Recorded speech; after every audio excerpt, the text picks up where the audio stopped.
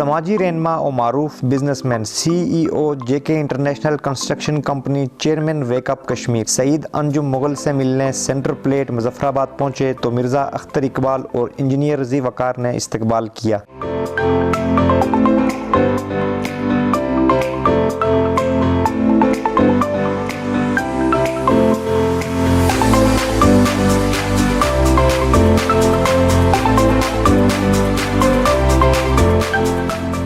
सईद साहब जब स्कूल और कॉलेज के तालिबे इल्म थे उस वक़्त क्या ख्वाहिश थी कि फ़्यूचर में क्या बनना है, और उस वक़्त आपके क्या जहन में इरादा था कि मैं पाकिस्तान आर्मी ज्वाइन करूं, पुलिस में ज्वाइन करूं, सर्विसेज में जाऊं, या आप कोई बिज़नेस करना चाहते थे? आपकी क्या ख्वाहिश थी? मैं उस वक्त सोचता था कि पुलिस में जाऊं, बल्कि मेरे एक बहनोई हैं तो एक दिन वो पुलिस में है ना, तो मैंने वैसे एक दिन जैसे बच्चा था मैंने उनसे पूछा, मैंने कहा यार बास ने मुझे ये बताएं कि वो पिस्टल अपने पास रखने देते हैं अगर बंदा खुद अपना ख़रीद के लेके जाए, तो वो पुलिस का मेरा शौक़ था। तो जब कॉलेज से या स्कूल यूनिवर्सिटी से फ़ारिग हुए तो उस वक़्त पुलिस में ज्वाइन करने के लिए आपने अप्लाई किया? ऐसा हुआ कि मैट्रिक के बाद मैं फिर कराची चला गया, और जब कराची गया तो डे फर्स्ट से, तो फिर साथ साथ में वहाँ पे मैंने अपनी पढ़ाई जारी रखी। तो कराची से आप कितनी तालीम मुकम्मल करने के बाद वापस आए? मैंने इंटर किया कराची से, और मैंने वहाँ पे कंप्यूटर के कुछ कोर्स किए। वहाँ पे उस वक्त ये होते थे कि 96 की बात है, तो वो लोटस 1 2 3 और MS DOS ये प्रोग्राम होते थे उस वक्त, तो वो मैंने साथ साथ वो भी कंप्लीट किया और साथ साथ अपनी एजुकेशन। बनना पुलिस ऑफिसर चाहते थे, लेकिन वक्त और हालात ने आपको कंस्ट्रक्शन की तरफ लाया, और आप कंस्ट्रक्शन में एक बड़ा नाम है आज़ाद कश्मीर में, तो इस फील्ड में आप किस हद तक मुतमईन हैं? अल्हम्दुलिल्लाह मैं आज एक JK इंटरनेशनल कंपनी है, मैं उसका CEO हूँ। तो डे फर्स्ट से जब हमने यहाँ से मैं मुजफ्फराबाद अपना कराची गए हम, तो वहाँ पे ऐसा हुआ कि साथ साथ मैंने मज़दूरी स्टार्ट की, और फिर साथ साथ शाम को मैंने कंप्यूटर की क्लासेस दी और पढ़ाई भी अपनी जारी रखी। तो ऐसा हुआ कि जब मैं मज़दूरी कर रहा था, कोई 5-6 माह तकरीबन मैंने मज़दूरी की वहाँ पे। एज ए मज़दूर या कराची की यादों में कोई ऐसी याद जो आज सुनने वालों को शेयर कर दें जो बहुत तल्ख़? ऐसे तो कोई नहीं है। जो आपकी लाइफ में कराची में कोई ऐसा दिन भी था कि आपने फुटपाथ पे रात गुजारी हो? नहीं, ऐसा तो कुछ नहीं आया, लेकिन मतलब बहुत सख्त लाइफ थी वो मज़दूरी वाली, लेकिन ये है कि स्ट्रगल थी, और वो स्ट्रगल को मैंने नहीं छोड़ा। और सबसे जो बेसिक चीज़ उसमें थी, वो मेरी ये ख्वाहिश होती थी कि यार जिस बंदे से मैं पैसे लूँ ना, तो वो खुश हो के पेमेंट करे। तो ये मेरी एक, और आज तक यही चीज़ है, मतलब मैं अपनी क्वालिटी को और अपने अखलाक को मतलब मैं अच्छा रखता हूँ, ताकि वो अगला बंदा जब पैसे दे तो वो खुश हो के पेमेंट। हमारी रियासत के अंदर जो लोग हैं जो कंस्ट्रक्शन का काम करते हैं, कॉन्ट्रैक्टर जिन्हें कहते हैं, वो जब अच्छे तगड़े कॉन्ट्रैक्टर बन जाते हैं फिर वो सियासत में छलांग लगाना चाहते हैं। आपका भी इस तरह का कोई इरादा रहा है? देखें, सियासत की तरफ तो मेरा फ़िलहाल रुझान नहीं है, ये कबल अज़ वक्त बात है, लेकिन इंसानियत की खिदमत के लिए यानी मेरा जज्बा है और मेरा एक दिल है कि मैं इंसानियत की खिदमत करता रहूँ, और सोशल काम जो है ना वो सोशल काम करते हैं। वेकअप मुजफ्फराबाद के नाम से आपने एक जाग मुजफ्फराबाद जाग के स्लोगन से एक तंजीम बनाई, उसके अराज़ व मकासिद थोड़े से बता दें। देखें, बुनियादी तौर पे जो है ना हमारे मुल्क के अंदर एक चीज़ की बहुत बड़ा फुकदान है, मतलब जो कौमी सोच है ना, वो कौमी सोच का बहुत फुकदान है। इनफरादी सोच रखते हैं हमारे लीडर्स भी और एज ए कौम हम भी।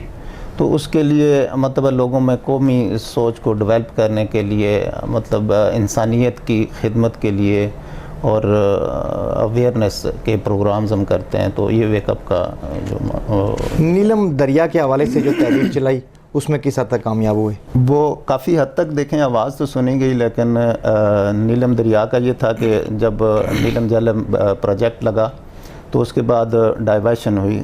ऑटोमेटिकली ये होना भी चाहिए, प्रोजेक्ट लगने भी चाहिए, लेकिन उसके साथ साथ जब ये एनवायरनमेंट इशू बना, मतलब अभी नीलम में पानी की कमी हुई, तो हमने ये मुतालबा किया था कि कौमी सतह पे कुछ उसकी पेमेंट आई हुई भी है, हमें समझ नहीं आती कि वो क्यों नहीं हो रहा है इसके ऊपर। कुछ वाटर बॉडीज़ बननी थी, फिर पार्क्स बनने थे, और वेस्ट ट्रीटमेंट प्लांट लगने थे, तो इस तरह की चीज़ें थी। तो वो आज तक इन्होंने नहीं की। पिछले 3 साल से जब हमने ये प्रोग्राम शुरू किया तो 3 साल हो गए हैं।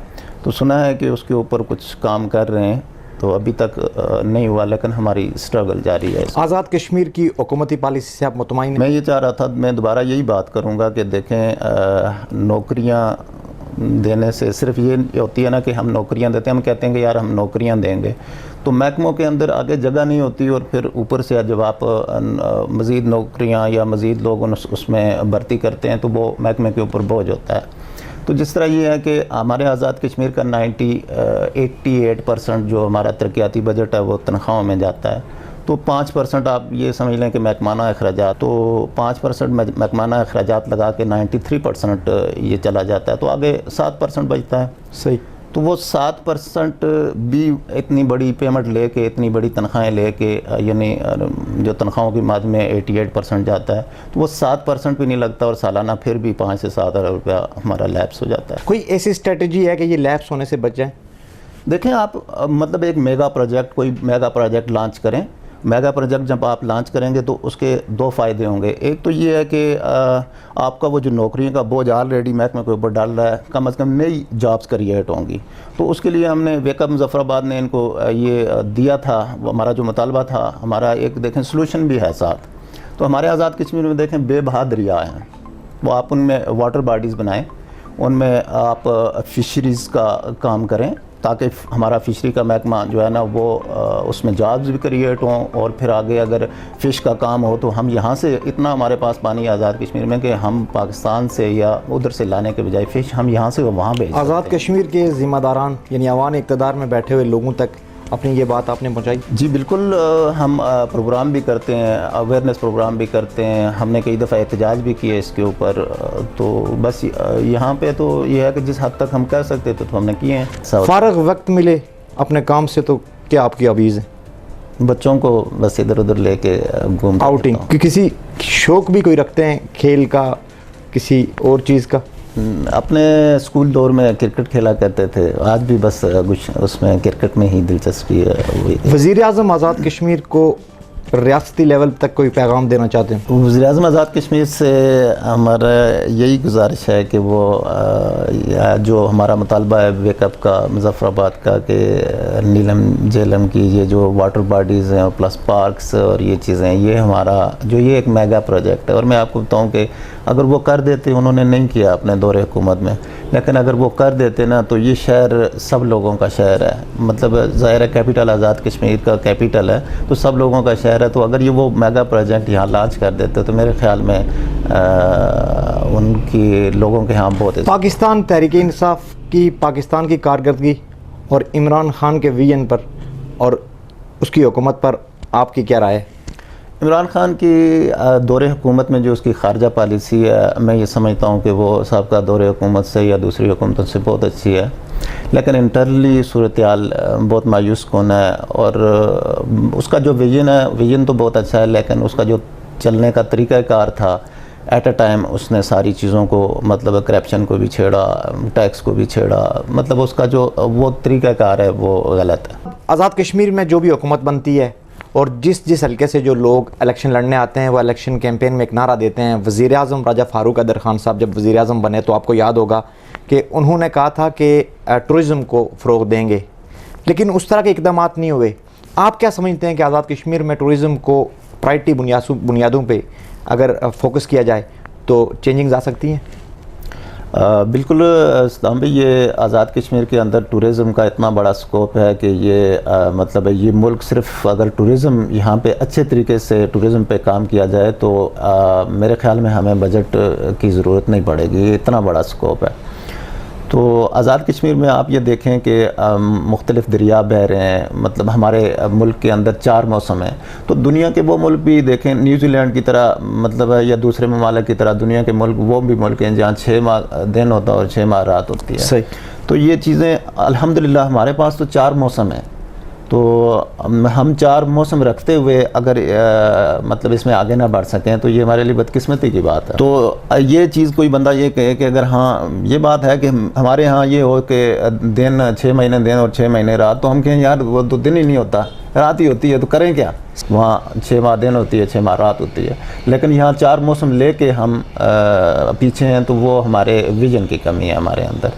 तो मैं ये समझता हूँ कि जितने भी दरिया हैं इनको डेवलप किया जाए, इनको खूबसूरत बनाया जाए, इनको अट्रैक्टिव बनाया जाए, ताकि पाकिस्तान से बैरून दुनिया से जो लोग यहाँ पे आएँ। जब वो लोग यहाँ पे आएंगे तो यहाँ पे होटलिंग होगी, मतलब कोई बारबेक्यू करेगा, कोई जूस बेचेगा, कोई होटलिंग होगी, सारी चीज़ें होंगी, तो ये लोगों का कारोबार बढ़ेगा, अप होगा। अच्छा सईद साहब बताइए कि जो आपकी कंस्ट्रक्शन कंपनी है उसको आज़ाद कश्मीर और पाकिस्तान लेवल तक आप बहुत ऊपर लेके गए, दूसरे ममालिक से लोगों ने राब्ते किए, आपने किंग अब्दुल्ला यूनिवर्सिटी कैंपस को भी बनाया, यानी टर्किश के अंडर आपने काम किया, दीगर ममालिक की कंपनीज़ के साथ आपने काम किया। ऐसी कौन सी आपकी कंपनी में क्वालिटी थी या आपके पास ऐसा कौन सा विजन था जो अगर कोई कंस्ट्रक्टर हैं वो आपको अडाप्ट करना चाहें तो आप उनको मैसेज दे सकते? देखिए, सबसे पहली बात तो ये है ना कि जैसा कि मैंने पहले आपको ये बात बताई कि मेरे अंदर एक चीज़ है कि जब मैं अगले बंदे से पेमेंट लूँ तो वो खुश होकर मुझे दे। तो कंस्ट्रक्शन में सिर्फ 2 चीज़ें हैं, एक तो क्वालिटी और दूसरी प्रोग्रेस है, और क्वालिटी और प्रोग्रेस दोनों को मेंटेन रखें तो मैं ये समझता हूँ कि ये वाला बिज़नेस जो है ना इसी में कामयाबी है, और ईमानदारी और दयानतदारी के साथ। सईद साहब शेर व शायरी में किस हद तक लगा हुआ है? बहुत हद तक। कोई शेर सुना दें आखिर में। ऐसा चलन चलो कि लोग करें आरज़ू, ऐसे रहा करो कि ज़माना मिसाल दे। नीलम व्यू होटल पहुंचे तो लजीज पाकिस्तानी और कश्मीरी खानों के साथ न्यूज़ टीम की तवाज़ो की गई।